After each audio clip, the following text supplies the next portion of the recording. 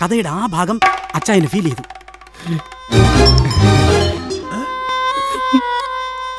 അച്ചായ, യഥാർത്ഥ feel 8ാമത്തെ scene മുതലാണ് തുടങ്ങുന്നത്.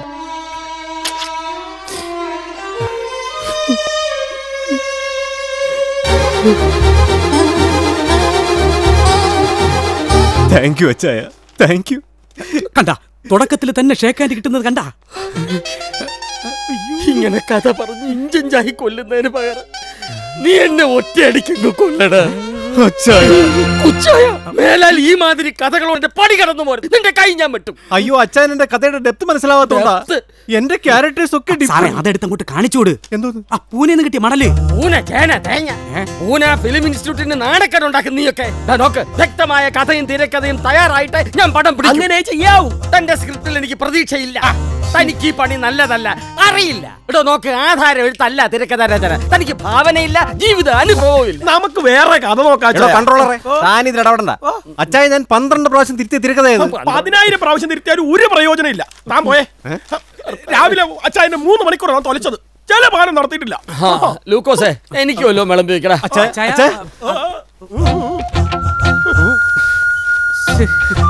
ഇതൊന്ന് പിടിച്ചാട്ടെ.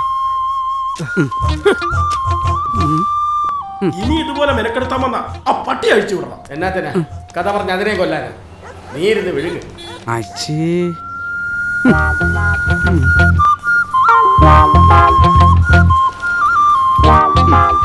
സുശീല, നീ നോക്കൂ. ഈ വൈശാഖൻ ഈ അച്ചായനെ കൊണ്ട് തന്നെ പടം പ്രൊഡ്യൂസ് ചെയ്യിപ്പിക്കുന്നു. ഈ വർഷം തന്നെ ഞാൻ ഡയറക്ടർ ആവുകയും ചെയ്യും. ആവണം സാറേ, എത്രയും പെട്ടെന്ന് തന്നെ സാറ് ഡയറക്ടർ ആവണം. ഈ മലയാളികൾ കുറെ അനുഭവിക്കണം. ഇനിയിപ്പോ ആരും കേൾക്കൂലല്ലോ. ചോദിക്കുന്നുണ്ട്, വിഷമം തോന്നരുത്.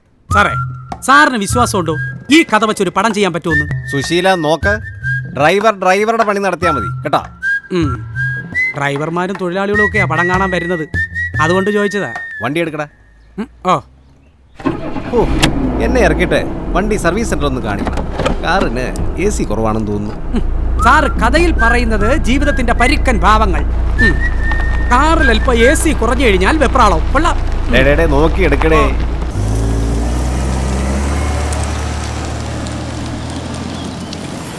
ഇന്ന് തന്നെ ഡെസ്പാച്ച് ചെയ്യാം സാർ.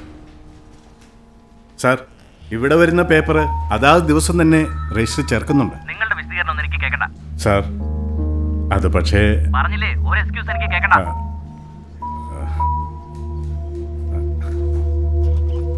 സാർ, ഇനി അത് ആവർത്തിക്കില്ല സാർ. ഞാൻ കൺസേൺ പേഴ്സൺ ഇന്ന് തന്നെ മെമ്മോ കൊടുത്തോളാം സാർ. സാർ, ഞാൻ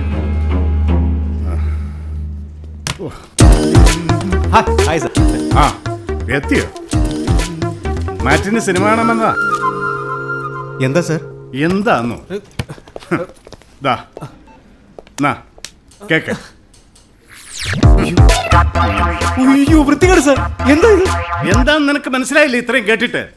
താൻ ഫയൽ സബ്മിറ്റ് ചെയ്യാത്തതുകൊണ്ട് കളക്ടറുടെ കയ്യിൽ നിന്ന് കിട്ടിയ തെറിയും ശകാരവുമാണ്. താനോടെ കേട്ടോട്ടെ എന്ന് വെച്ച് ഞാൻ റെക്കോർഡ് ചെയ്ത് വെച്ചതാ. ഇന്നലെ വന്ന നിയമസഭാ ചോദ്യങ്ങളുടെ മറുപടി താൻ സബ്മിറ്റ് ചെയ്തിട്ടില്ല. തന്നെ കൊണ്ട് ഞാൻ മടുത്തു. ഇന്ന് തന്നെ തനിക്ക് ഞാൻ മെമ്മോ ചെയ്യും. മെമ്മോ ആക്കണ്ട സാർ, അങ്ങ് പിരിച്ചു വിട്ടേക്കണം. സാറിന് അറിയാമല്ലോ, ബേസിക്കലി ഞാനൊരു കലാകാരൻ. എന്നെ സംബന്ധിച്ചിടത്തോളം ഉദ്യോഗം ഞാൻ ചുമക്കുന്ന ബാധ്യതയാണ്, അച്ഛനോടുള്ള ബാധ്യത. എനിക്ക് സിനിമയോട് മാത്രമേ കമ്മിറ്റ്മെന്റ് ഉള്ളൂ. ഓഫീസിലെ ഒരു സെക്ഷൻ നേരെ ചൊവ്വേ കൈകാര്യം ചെയ്യാൻ പറ്റാത്ത താൻ എങ്ങനെയാടോ ഒരു സിനിമ കംപ്ലീറ്റ് ചെയ്യാൻ? എടോ, ജീവിതം മനസ്സിലാക്കിയവനെ ഒരു കലാകാരനാകാൻ പറ്റും. ഏതായാലും അടുത്ത ആഴ്ച കളക്ടറേറ്റിൽ നിന്ന് ഇൻസ്പെക്ഷൻ ഉറപ്പാ. അതോടെ തനിക്ക് ഫുൾ ടൈം കലാകാരനാകാം. ഒന്നുകിൽ ട്രാൻസ്ഫർ അല്ലെങ്കിൽ സസ്പെൻഷൻ. ആയിക്കോട്ടെ സാറേ. സാറിന്റെ സ്ക്രിപ്റ്റ് ഒന്ന് കേൾക്കണം, എന്നിട്ട് പറ. സാർ, ഓപ്പണിംഗ് ഷോട്ട് എന്ന് പറയും. തന്നോട് പലവട്ടം ഞാൻ പറഞ്ഞിട്ടുള്ള കഥ പറയരുതെന്ന്. അവന്റെ ഒരു ഓപ്പണിംഗ് ഷോട്ട് താനൊന്ന് ഒപ്പിട്ടേച്ച് പൊക്കോളാവോ? മെമ്മോ തയ്യാറാക്കി ഞാൻ അങ്ങോട്ട് കൊടുത്തു വിട്ടേക്കാം. ഓ, ഇവനെയൊക്കെ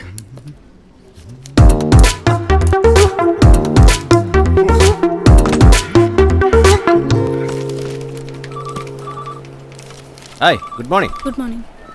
ഗുഡ് മോർണിംഗ് ലക്ഷ്മി. പടം എന്നാ സാറേ റിലീസ്? കളിയാക്കാൻ വേണ്ടി പറഞ്ഞതല്ല. ഇതൊക്കെ കണ്ട സിനിമാക്കാര് സാധാരണക്കാരൻ ഒരു അകലം സൃഷ്ടിക്കുന്നത്. മര്യാദയ്ക്ക് പെരുമാറാനും സംസാരിക്കാൻ അറിഞ്ഞുകൂടാ. ഈ ഗോഡൌണിൽ നിങ്ങളുടെയൊക്കെ ഇടയിൽ വന്നിരുന്ന് ഇങ്ങനെ കഷ്ടപ്പെട്ട് ജീവിതം നശിപ്പിക്കേണ്ട ആവശ്യം എനിക്കില്ല. ഒരു പ്രൊഡ്യൂസർ ഒക്കെ പറഞ്ഞാൽ അപ്പം ഞാനിതെല്ലാം കളഞ്ഞിട്ട് പോകും. ആ പിന്നെല്ലാം പ്രൊഡ്യൂസർ അനുഭവിച്ചോളൂ. പറഞ്ഞോ. അതേ, സിനിമാക്കാരുടെ എല്ലാം കരിയോഗ്രാഫിന്റെ തുടക്കത്തിൽ ഇതിനേക്കാൾ വലിയ കളിയാക്കലുകൾ അനുഭവിച്ചിട്ടുണ്ട്. ലക്ഷ്മി കണ്ടോ, ഞാൻ സ്റ്റോറി ബോർഡ് കംപ്ലീറ്റ് മാറ്റിയിട്ടുണ്ട്. ഒന്നും നോക്കി. എന്റെ വൈശാഖൻ സാറേ, ഞാൻ അല്പം തിരക്കില്ല. ബാലകൃഷ്ണൻ എന്തോ നിന്നോ. രാജീവേ, കഥ വല്ല പ്രൊഡ്യൂസർമാരെ കൊണ്ട് കാണിക്കും സാറേ, എനിക്ക് വേറെ പണിയുണ്ട്. നോക്കണോ,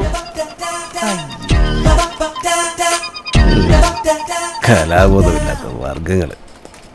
ഹലോ, അങ്ങേരുണ്ടാ? ഓ ചെല്ല്. ഓ, രക്ഷപ്പെട്ടു.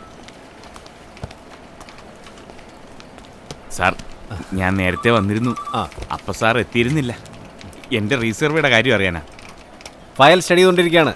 ഉടനെ സബ്മിറ്റ് ചെയ്യും. 2 ആഴ്ച കഴിഞ്ഞ് വരും. അയ്യോ, 2 ആഴ്ച മുമ്പ് വന്നപ്പോഴും ഇത് എന്നാ പറഞ്ഞത്? ഇത് ഇത്തിരി കഷ്ടമാണ് സാറ്, ഞങ്ങൾ പരീക്ഷിക്കരുത്. എന്റെ സുഹൃത്തെ, ഞാൻ പറഞ്ഞില്ലേ, പ്രോസസ് ചെയ്യാൻ കുറച്ച് സമയമെടുക്കും. ആ, സമയം എടുക്കും. ഓഫീസിൽ കമ്പ്യൂട്ടറും കഥ പറച്ചിലും ഒക്കെ ആയിട്ടിരുന്ന് കഴിഞ്ഞാൽ സമയം എടുക്കും. ഇത്തിരി കഷ്ടമാണ് സാറേ. താൻ എന്താണ് പറഞ്ഞത്? തന്റെ ശാസനം കേൾക്കാനല്ലേ ഞാൻ ഇവിടെ വന്നിരിക്കുന്നത്.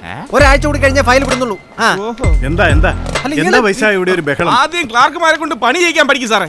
ഈ ഓഫീസിൽ കയറി ഇറങ്ങി എന്റെ 3 ചെരുപ്പാ തേഞ്ഞത്. ചുമ്മാ ചെരുപ്പ് ഇടയിൽ കൊടുക്കാൻ എന്റെ കാശൊന്നുമില്ല. എന്ത് ചെയ്യണമെന്ന് എനിക്കറിയാം. കാണാം.